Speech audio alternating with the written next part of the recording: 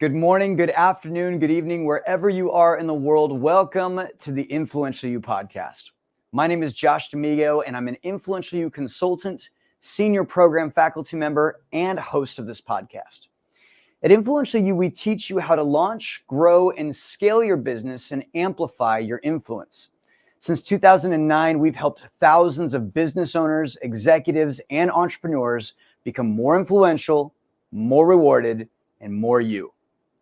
Over the last 10 years of this specific podcast, we've built a collection of stories from individuals who found satisfaction through our advanced education and shared their stories in these interviews. This season, we'll revisit some of these classic tales. We'll share original episodes of the Influential You podcast, hosted by our CEO and co-founder, John Patterson. Today, we'll revisit our first interview with Influential You esteemed alumni, Marcus Bell. Released in August of 2016, this episode features John's interview with Marcus, where he shares what he learned through his studies on practice. Now, my big takeaway today is a quote that Kirkland Tibbles gave us at the 2024 Influential You Annual Global Conference. Confidence is built on competence. Competence comes from practice. And as you'll hear today, most people won't practice. Listen closely.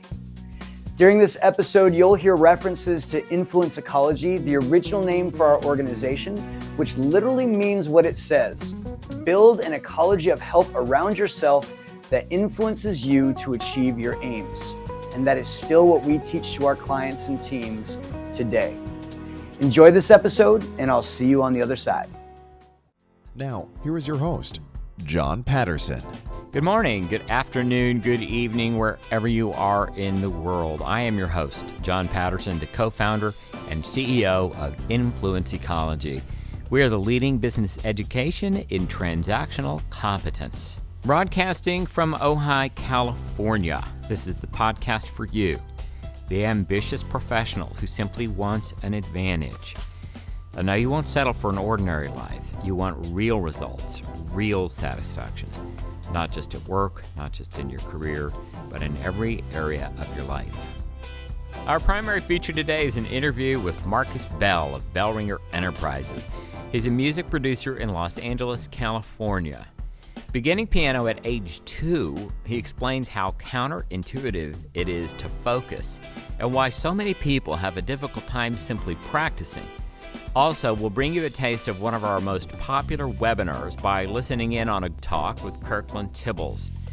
This one will point out your personality and transactional behavior, and you'll find out how that impacts your ability to get what you need or want. Now, Marcus has been an Influence Ecology member for a little over 4 years, and his deliberate practice is now legendary. First of all, if I were to introduce you properly, I think it might take the next 15 minutes because there's so many things that you've accomplished. And I love, that much of your story begins out with the imagery of you sitting on a phone book at 2 years old, learning to play piano. I was preparing a little bit for this interview and thinking about who might be listening to this. And I thought about all the creative professionals. I thought about all the artists. I thought about so many people that would love to involve themselves in the creative profession in music and art and theater and so many different things. And we have the unique opportunity, Marcus, you and I, to help them along. And you have an enormous amount of specialized knowledge. You have a rich history. But before we get underway, can you tell us a little bit about you and who you are and what you've accomplished? So I write and produce hit songs for TV, film, commercials, celebrity artists, and developing artists. And I train celebrity artists and independent artists through my company, Star Bootcamp. I've been in the music industry since I was 2 years old. And I've started my first company when I was 12 years old. It was a record label called Ring a Bell Records. Now, I didn't know anything about the music business then, but I ended up learning a lot, failing a lot, and using everything that I learned when I was young and have been applying it as an adult. I've worked for various record labels, pretty much every major record label in the entertainment industry, from Sony Records to, Universal to Warner Brothers Records. And I've worked with and worked for projects, whether it's marketing and promotions or music producing or songwriting or vocal coaching or licensing artists like P. Diddy, Usher, Britney Spears, Justin Timberlake, Nicki Minaj, and a slew of other recording artists in different entertainment enterprises. Going through the early days of being an entrepreneur, can you just say a little bit about, some of the early lessons? Sure. If I go all the way back, I first started in musical theater. So I tap danced and sang and I acted in a lot of different productions. So I did a contract with Virginia Opera back in Virginia, where I'm from, and they ended up putting me on tour.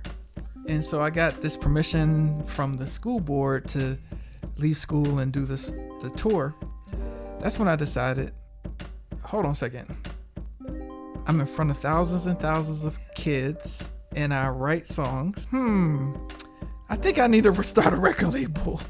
At the time, I was being mentored by the then time president of the Family Channel and an executive at M&M Mars and a few other African American business owners.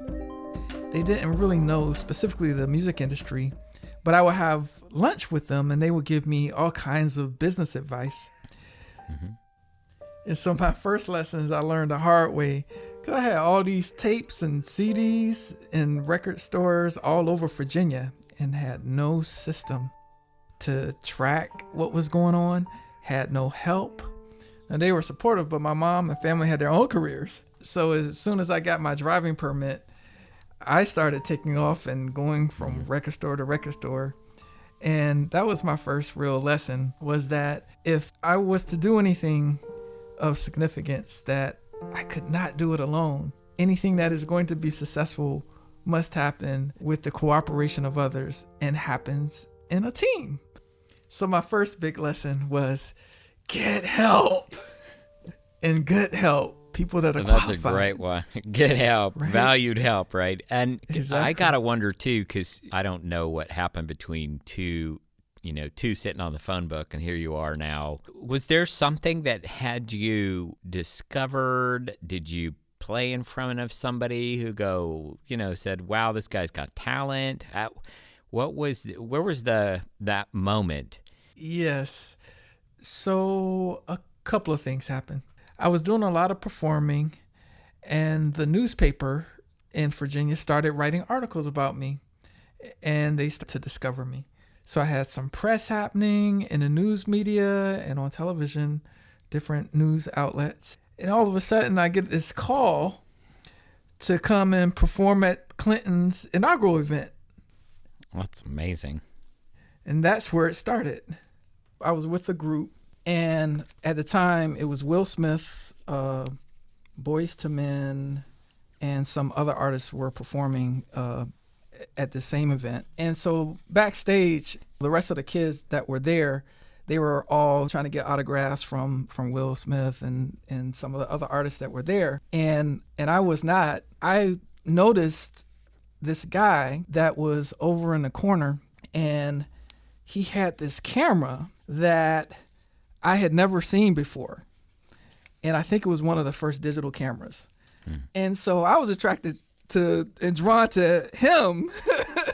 And so I went over to him, and just to give you a little funny story, the reason why I had all these different mentors when I was young, my mother would read about people in magazines and cut out the articles and then reach out to them and ask them to be my mentors. My mother had cut out this article on a guy in People magazine who was, wait a second. So I'm sorry.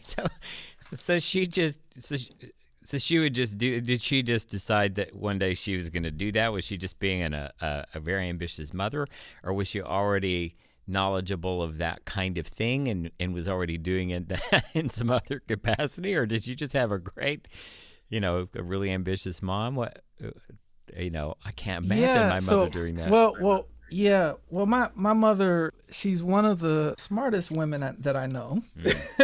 She was a civil rights activist. She herself was a tennis prodigy. She was one of the first black women to play tennis in the U.S. Open. So she came from a very unique experience. And so at the time, my father, they had gotten divorced. My mother and my father, my parents got divorced. And my father wasn't in my life for about 10 years of my growing up when all this activity was happening.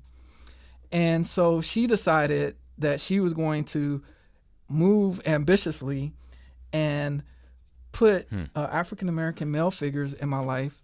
And so when she read about someone that she thought would fit the bill and had enough status or whatever that I would actually listen to them because I thought I knew everything, she would reach out to them. I don't know how many people she reached out to, but I had some really great mentors. That's amazingly fortunate. That's it's like having someone reaching out to centers of influence before you even have the thought to do so, and that's fantastic. Wow. Yes. So just to catch up this story, so I'm at the inaugural event, and that was the other thing. I was always told, don't be afraid to talk to anyone, like talk to strangers. Yeah. So whenever I performed, I'd always sell out of CDs. I'd always go home with a book bag full of cash, because in every performance, I would walk around the audience. I would meet and introduce myself to every single person in the audience and created some type of rapport with them and then sell my CD.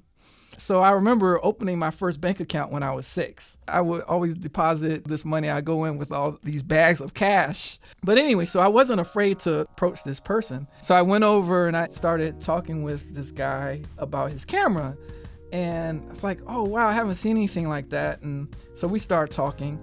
And he says, so, okay, who are you and, what do you do? I was like, well, I'm a saxophonist and I produce my own music and I have a CD. If you want to buy it, I can send it to you. If you give me your card or your information, I can send you a copy and if you want to buy it. And he's looking at me, he says, okay. And so he gives me his card. I put his card in my pocket and then I move on, do the show or whatever. So I get home, and of course, on that trip, I accumulated a bunch of cards. I look at his card, and it was the head of A&R for Warner Brother Records, who ended up being the same guy that my mother had pulled an article out of People magazine and given it to me and said, this is somebody that you should meet. Very successful person in the entertainment industry. And that was the first music executive I ever met. So I just got to say, I'm smiling from ear to ear just because it's so fun to listen to the story. And I'm thinking, on the one hand, how lucky, but I'm also aware of, that saying, and I'm going to trash it, but it's something about where practice meets opportunity or something like that. I can't remember the saying, but you know what I'm talking about.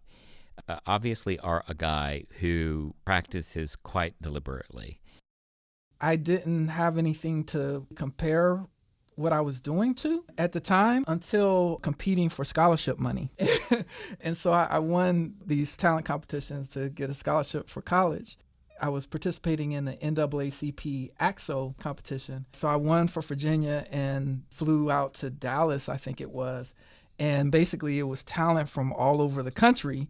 And that's when I got to see where I was, because everybody in that competition, they were all incredible virtuosos and things like that. That's when I realized, oh, okay, well, in my area, I was on top of my game, but when you start stretching out to the rest of the country, wow, I still have work to do.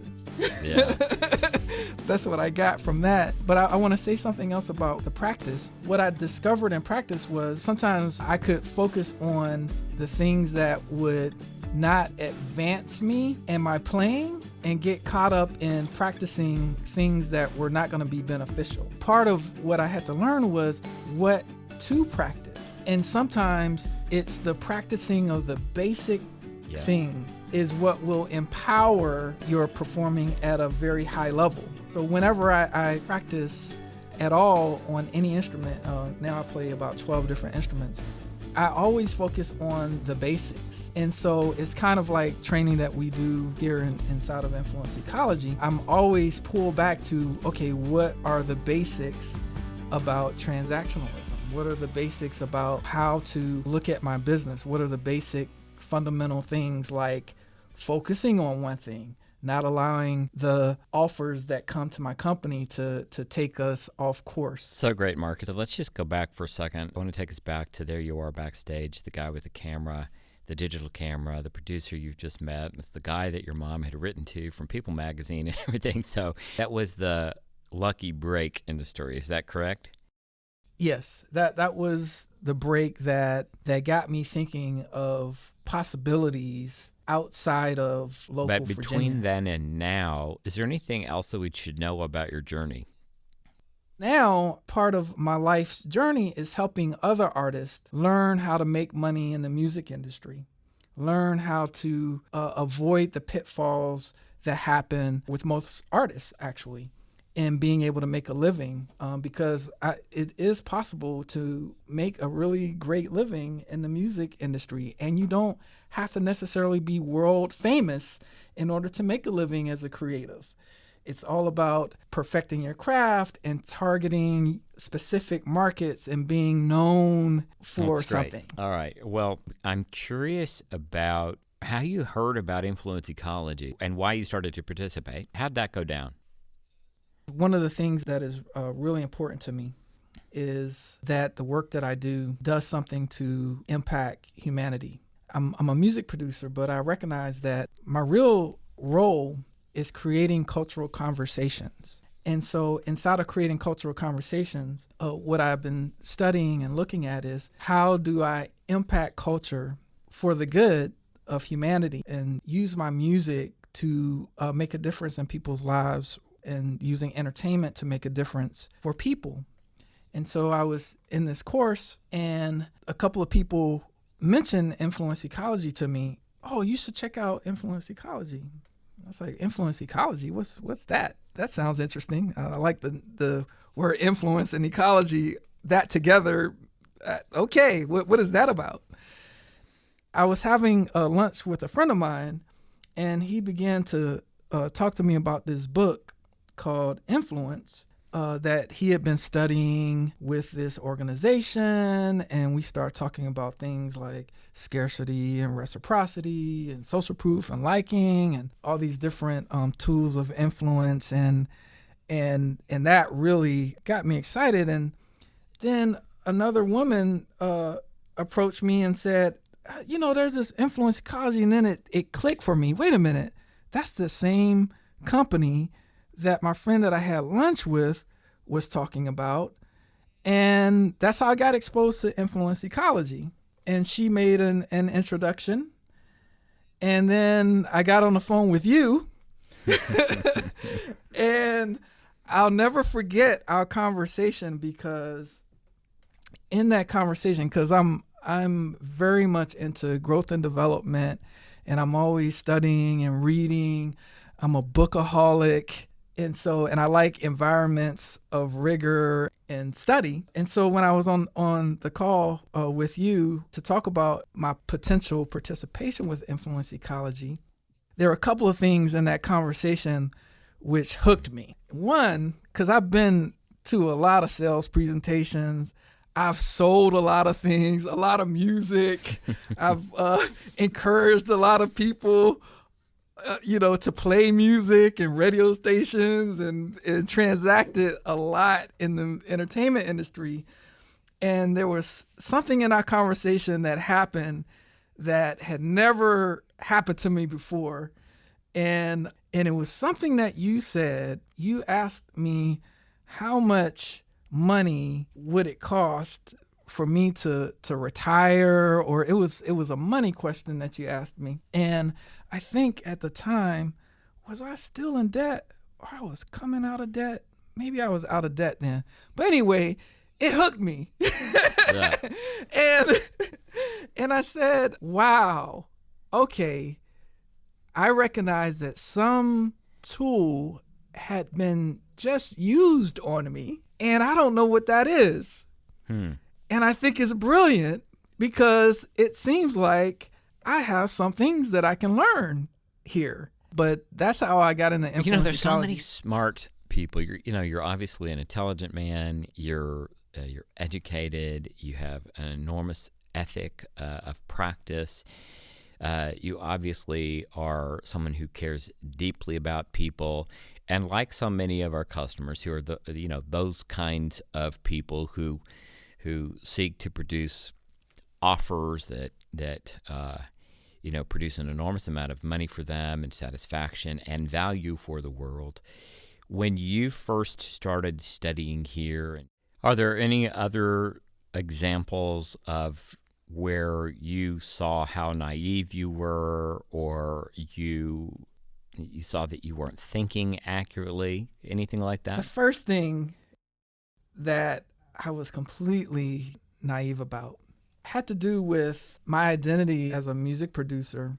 One of the things that I faced was, because I have an ability to produce music in a lot of different genres, I was under the impression, and I had been told kind of how great that was, that I could do all these different genres. And that was always exciting, being able to do that. And then what I recognized when I started studying with influence ecology about that was that it made me an incredible generalist. So me being able to do all these different things, so my job description looked like something like, I play piano, I vocal coach, I play saxophone, I can even hop on the organ, I can be a choir director, I can teach choreography.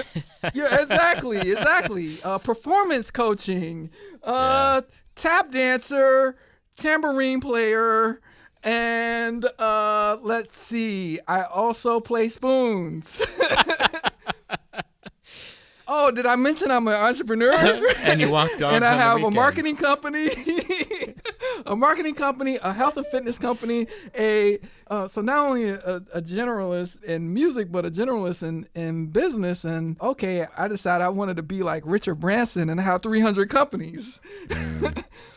And that's with a team of one or a team of 4. So one of my biggest lessons that helped me get more on target was that lesson about being first in mind for one thing. What is the thing that you will be first in mind for? For all the people that have the fantasy to be the Richard Branson or the Will Smith or the, all those things that they now have afforded the opportunity to do. What's the thinking that you would say is common? Because there is a common thought that people have about, all those different things that you could do. Can you see if I can give a voice to that narrative that's so common in the marketplace? Yeah, well, it's the whole entrepreneur mystique, the do-it-yourself, don't work for people, make it happen. There's a whole environment around being able to do everything. And I fell victim to that kind of thinking. Partially as a creative, it was, okay, I'm making income from all these different things. And so I looked at it as like, this is kind of a survival strategy, being able to do a bunch of different things. So, okay, I'll take these different things that come my way, because I wasn't really focused and honed in on, okay, I'm going to target doing this one thing and develop my relationship base for that one thing and all of that. And I wasn't really making offers or invitations or really going after one thing in the way that I am set up to do now. The more I focused being a music producer, which in itself has a lot of different definitions and so forth. But when people come to me as a music producer, they're plugging into decades of experience and knowledge, and I'm able to be help in a way that I wasn't even present to before as a specialist in the music industry. And so as I began to communicate more and more about that specialization, the more and more my income increased. And then it started to double. And then my income started to triple. The more I stopped talking about, oh, I play the tambourine. The more I stopped talking about, oh, I could do this or do that, and start distorting what people would come to me for. The more my income increased, the more work for that one particular thing would happen. Can you say that one more time? That was beautiful. Being all things to all people, or being this thing and that thing and that thing and that thing, it is a survival strategy for many people. And so to focus or specialize on one thing often seems like they're going to cut off the opportunity to make money. In other words, I'm going to cut off the opportunity to survive. How come that's such an opposite effect? In your own words, how come focus produces the opposite effect of cutting off some route to survival? The quote that comes to my mind, I don't remember who said it, but it was something like, be yourself because everyone else is taken. I think I've heard it. I don't know who said it, but maybe we'll just attribute it to you. Exactly. So it's kind of the same thing, I think, in the marketplace. The more you identify what it is that makes you unique, the more I identified what makes me unique, the more differentiated I became. I'll just give an example. I was doing a lot of music internationally. I was combining different genres of music. So I would go to India and take Bhangra music and Carnatic Indian music, and I would mix that with hip hop and pop music. Or I'd be in Japan and I would take traditional Japanese music and I would mix that with hip hop. And then I would listen to Middle Eastern music and work with some Middle Eastern artists and then take that and mix that. And then then people started coming to me for that. For if you had a song that could have an international kind of flavor thing with it or whatever, I started to become the first person that people would think about that knew who I was, or that had been exposed to my work. Whenever something international oriented came up, they would call me and say, "Hey, I have this Indian artist. I think it would be great for you to work with them," because I started developing this identity as a global music producer. So with that, to respond to what you were saying, it's kind of like people, when they're deciding what they're going to spend their money on, or they have a need, and then what is the first thing that comes to your mind to fulfill that need, or who is the first person that comes to your mind to fulfill that need? And then if you have enough people thinking of you, then your business is going to grow. But if people are thinking of you in terms of, oh, you do a lot of different things and I don't really know what to come to him for,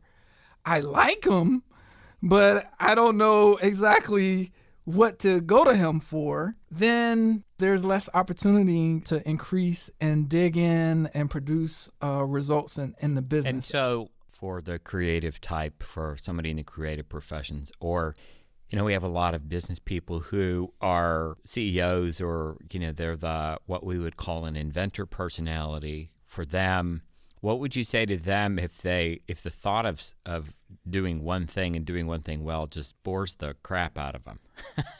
Right? Like, oh my God, I might as well die. That just bores the crap out of me. Oh my goodness. And my goodness. And I also experienced something, as an inventor myself, I experienced something quite counterintuitive about that. But for you, what would you say to that? We will be right back with the rest of Marcus's story. But first, a reminder that the Influential You podcast is brought to you by Thrive, Influential You's self-guided training. Thrive is a professional self-development program that lets you learn at your own pace. Thrive members enjoy weekly live e-coaching sessions and an ever-expanding library of exclusive video lessons taught by our faculty, consultants, and industry experts. Sign up today and you can use promo code 30days to get a Thrive self-guided training subscription free for 30 days. That's coupon code 30DAYS.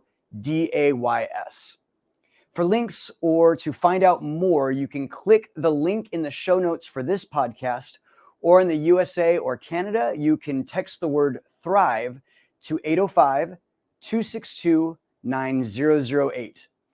We'll send you the registration link and it'll go right to your mobile phone. Again, text the word Thrive to 805-262-9008. Cancel at any time. Now back to the interview. I say I feel your pain. So there's a story I want to share. So one of the things that about this that I learned and identified was, as a creative, how important it is to have your own voice. So in having your own voice, your voice can be heard and people will be able to know, okay, well, oh, that's Marcus's voice. Oh, that's Bellringer's voice. And so same thing with a painter. If there's a particular way that you paint that can be identified as you, then that brings you a step closer to being able to cash in on that uniqueness. And so I think there's a lot of thing in the marketplace of kind of being a copycat. And so I run across artists all the time who sound like Beyonce or rap like Jay-Z or different artists, or someone's trying to do their Andy Warhol thing, or there are a lot of people that are copying. And when I start thinking about those successful artists and those successful music producers and those successful creatives, whatever the field, whether it's a dancer or whatever the field may be, they've created a uniqueness for themselves. Now, in terms of getting bored with that thing that people keep coming to you for, such as when you have a hit song and there's a big hit song, people start coming to you because they want one of those. And you get tired of recreating that same thing. One of the ways that one of my vehicles for being able to deal with that and kind of get it out of my system, and I kind of built my business around this, is instead of confusing the marketplace with doing something different and completely tainting my brand, what I've done to satisfy that itch, and it is an itch, is I create a whole other identity. And that other identity, I would do some side projects, and that's just to get the itch out. I want to create something that's crazy. I want to create something that, my current audience would completely be turned off from, probably, but there's an audience for the crazy thing that I did. And so let me call that something else.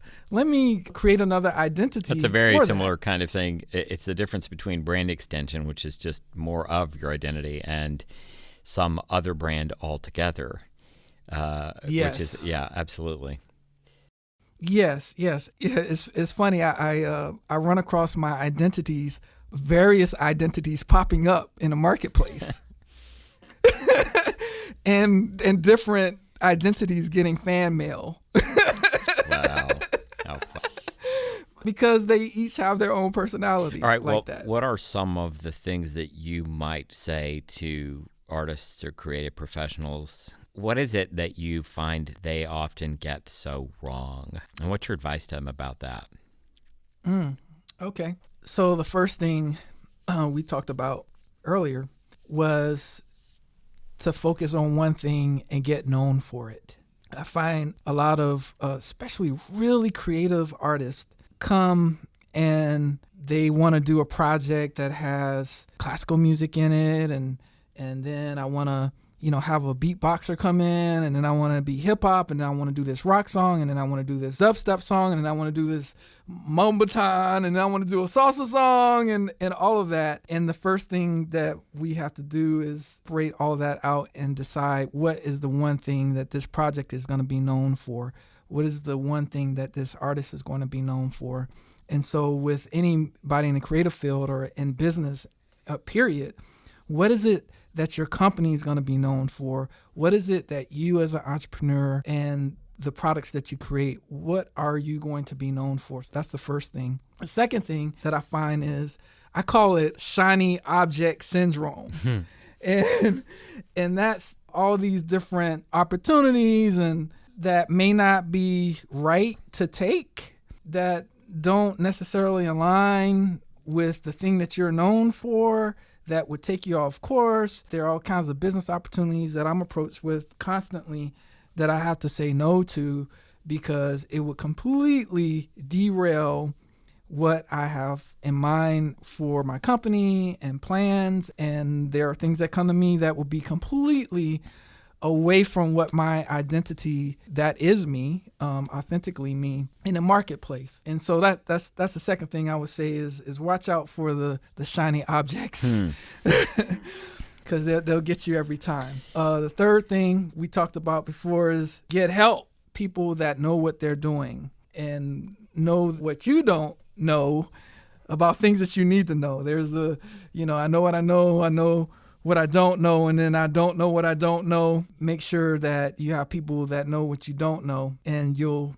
be that much more aligned with meeting your aims. And then the other thing that I would recommend for artists, and I'll share a little story for this, is I recognize that a lot of people were chasing the U.S. Billboard charts, looking to have success there. I decided that I was not going to do that, and that I would focus on territories that were not the U.S. and get success outside of the country. And so I focused where other people were not focused. And I looked for opportunities that other people were not pursuing and put myself there. And so if the crowd is going in one direction, look for a hole where they're not going and get in there. That's beautifully said. All right, why study transactional competence? It's like playing the piano. The better you are at foundation, scales, and chords, the more when you're sitting in front of a piece of music, you're able to actually make the piece of music sing. And transactionalism and transactional competence is like that. The more you have those tools under your belt that you have command over, the better your company can sing, the better your enterprises can sing, the better your health can sing, the better your career can sing, because you have the tools to transact powerfully. Is there anything that you'd like to soapbox about, whether or not it's your own passions, vision, whether or not it's about what you're up to now and where you're headed? I know that you've had also some interest in a lot of things in the world and wanting to make a difference there with the shootings that have happened recently and how the world is responding to them. Anything else you'd like to soapbox about? Yes. So, I stand for oneness and justice and health and happiness and creative self-expression for myself and the world. One of the things that I've experienced in my own journey, and a lot of people don't know this, but I was involved in a busing case that was about integrating the school system in Norfolk, Virginia. So I was involved in a lawsuit that was an attempt at desegregating the schools there. My family and I, we experienced death threats and all kinds of hate back then. And then fast forward, there was riots down there in Virginia Beach, and I was there when that happened. And there was the historically African-American high school. There was an attempt to close that school. And I, at the time, was a student government president and was part of the effort to save that school and keep that historical school alive, who had greats like Arthur Ashe and Missy Elliott went there, and a lot of people, Ruth Brown, came from that school. And so there's this thing that persists where it's an us and them kind of mentality. And with the shootings that have been happening, that us and them persists. And my soapbox for it is that it really is a one, and the death of a police officer is pain for all of us. The death of an African-American youth is pain for all of us. The death of anyone is pain for all of us. And I really am passionately at work on being able to transform some of these conversations, these cultural conversations that create the environment that has discrimination and racism and all kinds of isms. And so I'm at work on that and using entertainment as a platform to help change some of those narratives. Marcus Bell, you are an amazing man, and it's been a pleasure to interview you today. I've enjoyed it. I could talk to you for another hour. All right, we're gonna go ahead and So John, before we end, I gotta do this. Ladies and gentlemen, that was the bell ringer. We're giving you access to a portion of a webinar led in May of 2016 by co-founder Kirkland Tibbles. For those unfamiliar with us, this webinar is a focused lecture for our membership on the specialized study that Kirkland began almost 30 years ago, work that is now the foundation for the curriculum of influence ecology. You could say he is our guru, and each podcast will feature what I like to call a guru talk, a takeaway we want to give to you, a way to listen in on our webinars and live conferences. Now, in this talk, Kirkland introduces one of our most popular topics. We all demonstrate a kind of personality and transactional behavior. And as you listen, you can discover your own personality and how it impacts your ability to get what you need or want. Living lives with other people through language. And in fact, language is how we construct the world around us to take care of so many things. It's how we construct in our cooperation with one another, language. We live and create worlds in language. And then finally, what does it mean when I say human beings are transactional? It starts with that fundamental concept that we're a critter in an environment and that we are social critters at that. We are social animals. We are social. We depend on others and we need help, and we need lots of help. We get help how? Through reciprocal exchange. We transact. We are transactional. We are, as Adam Smith said, creatures of exchange. We get help through helping. It's reciprocal exchange, folks. And all transactions, we say, are fundamentally the same. They are a series of exchanges. So we're social animals. We need help. To get help, we give help. And we exchange goods and services and our talents and abilities through help. And all transactions are fundamentally the same. But we've noticed something as we've observed people out there in the world transacting. We've noticed that individuals tend to demonstrate certain styles and characteristics when engaged in exchanges, when engaged in these things called transactions. And that those individuals, as they begin to transact, start to demonstrate 4 particular styles of responses, reactions, and performance. And they become evident over time. They're observable. You can see them. Social animals, we live in a world of language where we create reciprocal exchange. We transact fundamentally the same way by helping people. You can observe 4 styles of responses and reactions. What are those 4 styles? This goes back all the way back to the ancient Greeks when they first began to observe behavior. And in much of the writing around the 4 temperaments, for example, we find that these 4 areas where you can identify people responding and reacting as they move in exchange are these. There's a fundamental personality that is wired for the ideas in the world. There's a fundamental personality that relates to people and relationships. They seek agreement in our social constructs. There's a personality that is hardwired for work and action. And there's a personality, a set of characteristics that is demonstrated by people who rely on and who depend on narratives of fact.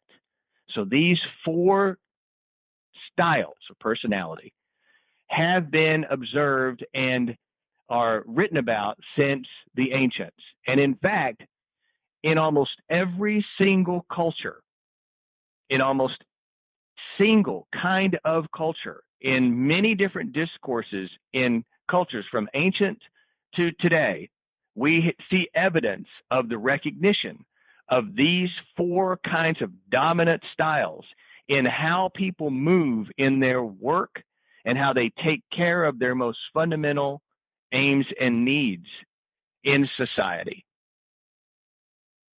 We have much evidence today of the four quadrant styles that I'm going to talk about tonight. And I could load up this slide, and in fact, I could spend the entire time tonight giving you example after example after example of the multitude of written material in white papers and research that back up and ground this whole notion of four quadrant personality theory.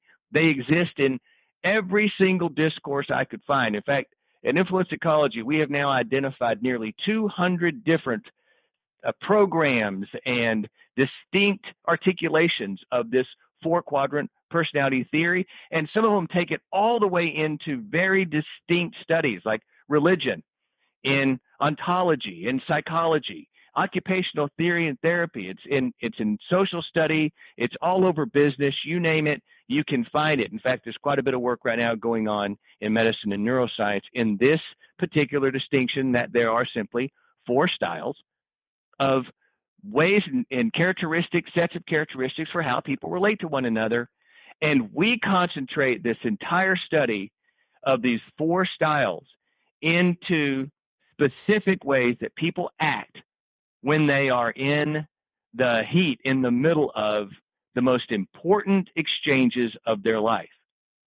I'm going to expand on these for a moment, and I want you to listen again to the narrative. Listen to the narrative that I'm going to produce around the whole story around how this all fits together. There is a personality that is hardwired for big ideas.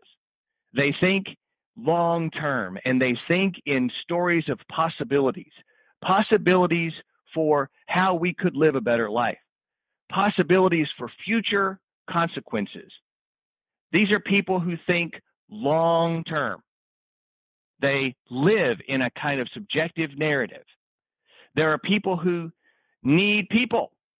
There are people who live in the present.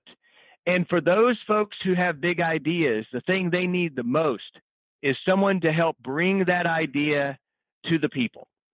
They need to find those folks out there who are hardwired for gaining agreement and commitment in the social constructs where transactions occur. And there are people who are hardwired for relationship that are not hardwired for big ideas. There are people who demonstrate consistently when they get in the middle of transactions that they are short-term thinkers, like 30 to 90-day thinkers. They want to get the job done. They're doers. They make lists. They concentrate and focus on work and action. They may not be that good with the social constructs. They may not actually be concerned with or very good at the big idea, but what they are masterful at getting done in the world is producing those things that the idea guys and the relationship folks built and are handing them to get done. And then there is the personality that is past-based.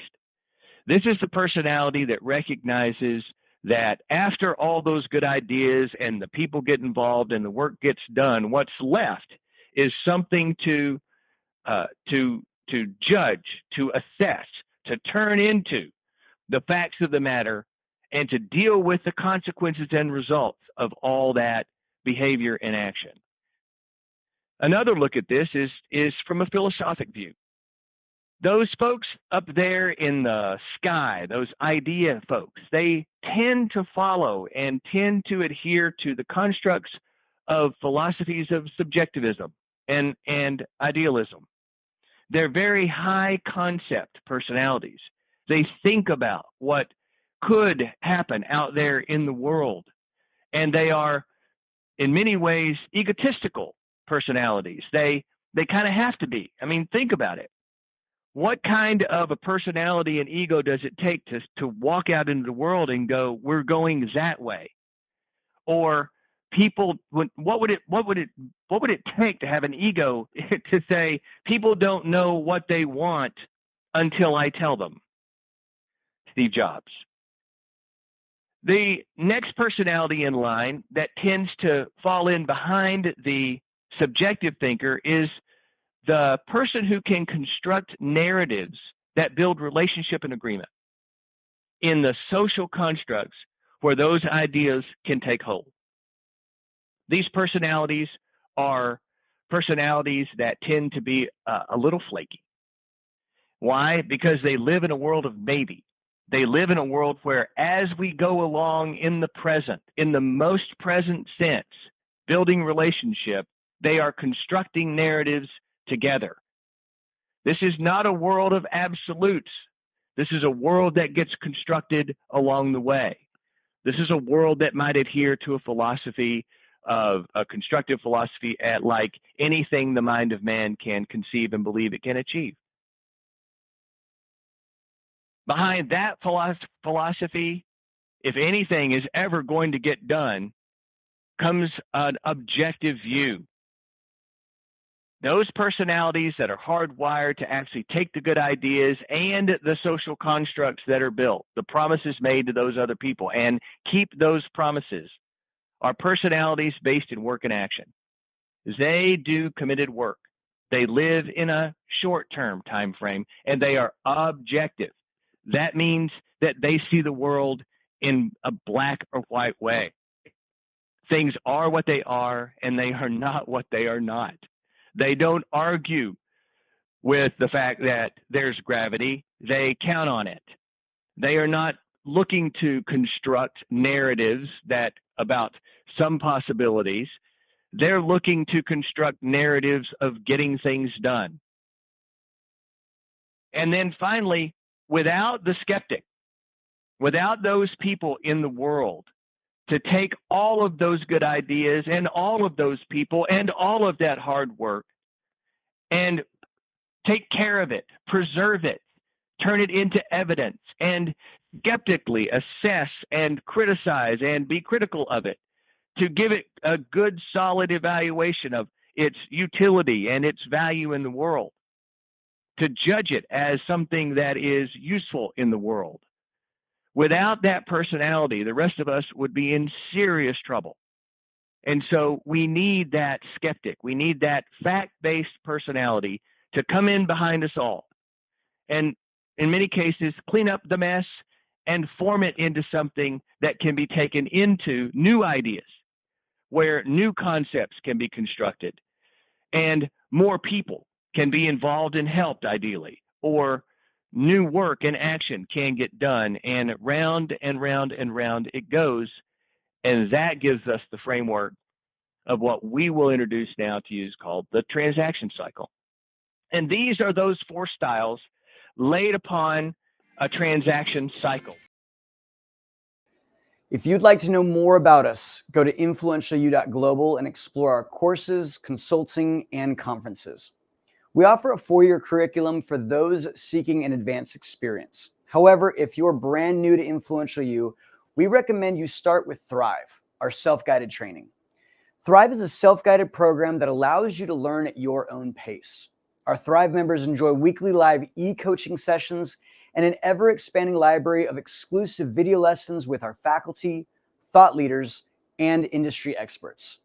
You'll get proven proprietary tools to accurately assess your career and develop a realistic strategy to achieve your aims faster. Your membership also includes chat access to faculty, plus discounts to our transformative conferences. Sign up today and use promo code 30days for a free 30-day test drive of Influential You's Thrive program. That code, 30DAYS, and you may cancel at any time. Thank you for listening today. You'll find new episodes on our website, Facebook, LinkedIn, and YouTube, so you may easily share it with others. You can also subscribe on iTunes, Stitcher, or any place you listen to quality podcasts. Next week on the Influential You podcast, we have Luisa Da Silva. She's a small business owner who found out that she may be an ambitious arsonist. You'll have to listen to find out more. You may check out our show notes for links to connect with our guests, plus links to websites, books, or special downloads that we talked about on today's episode. This season's podcasts were made possible by the Influential You staff, faculty, and our wonderful members all around the world, with a special thanks to our executive producer, Tyson Crandall, Joey Anderley. Thank you, Joey, our in-studio producer, with contributions from John Patterson, Michael Teehee, Daryl Anderley, Paul West, and Liz Smiley, and a special thanks to our guest, Marcus Bell. The Influential You podcast is produced in Ventura, California. This episode was originally recorded in August of 2016. The podcast theme is by Chris Standring, entitled Fast Trained Everywhere. And if you haven't yet offered a rating or review, what are you waiting for? We ask that you take a moment and go to the iTunes or podcast app that you like and let us know what you think. This helps us more than you know. And we'll see you next time on the Influential You podcast.